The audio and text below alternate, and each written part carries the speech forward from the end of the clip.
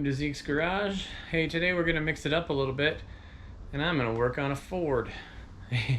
Yep, I own a Ford. So I have a 2002 Ford Super Duty and it needs the unitized wheel bearings replaced before we make the trip to Mount Carmel. So that's my goal tonight.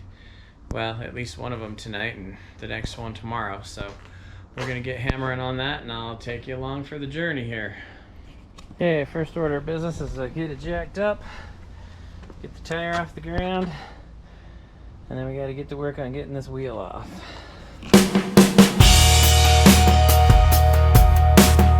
Okay, now that the wheel's off, I got to get this caliper out of the way.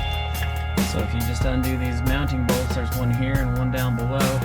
We lift this caliper out of the way and just set it on the spring over there. Looks like a good job for my 24-inch ratcheting half-inch here, so let's try it.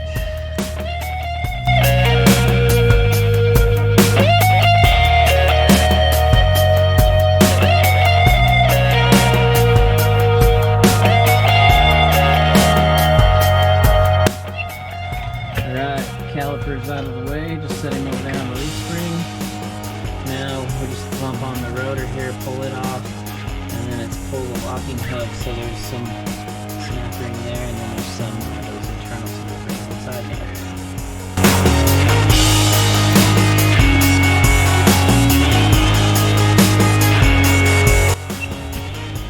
Okay, got that rotor off.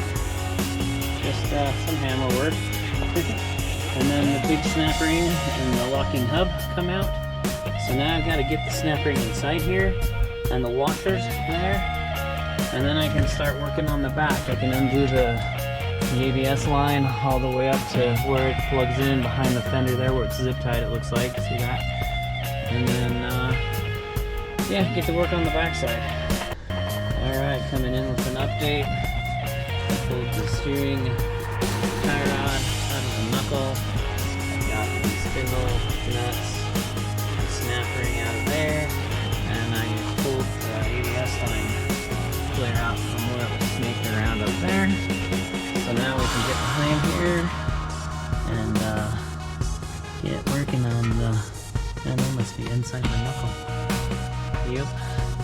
Get working on the retainers for the hub there. Okay, she's off. Got her sitting right there. It wasn't that big of a deal.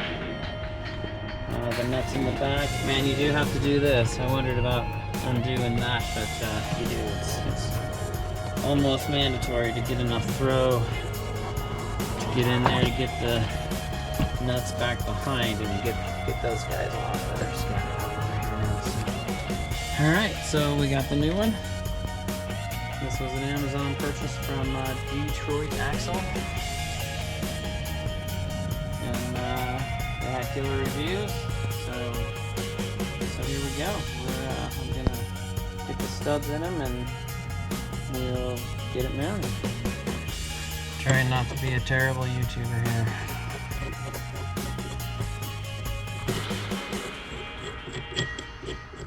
There were some reviews on here that said these threads were hard to start and messed up and yada yada, and wow. I mean, look at that, guys. That's, I can't get any easier. Thread them in there.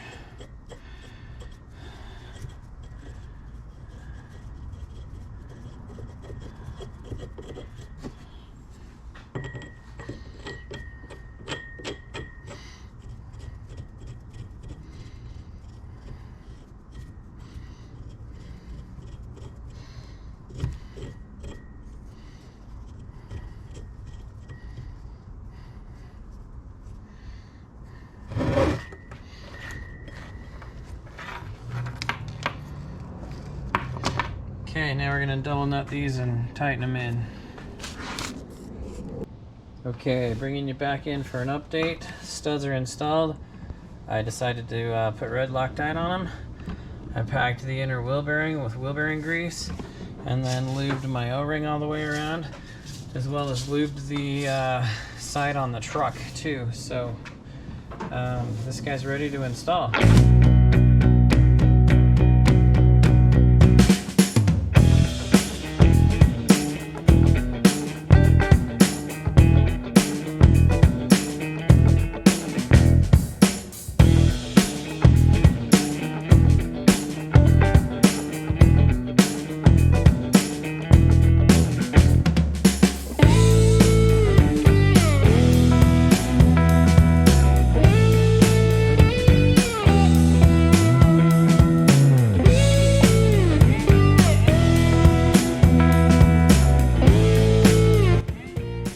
Alright guys, I'm raising daylight a little bit here, and it's only been 68 degrees today, so it's getting a little chilly out here, so I'm trying to get this done. So sorry I haven't filmed all of it, but I'm bringing you in for the important parts. So I have a a clamp on here to hold my rotor into place so I can mount my caliper.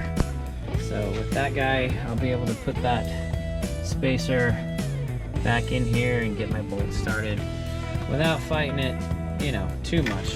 So here we go.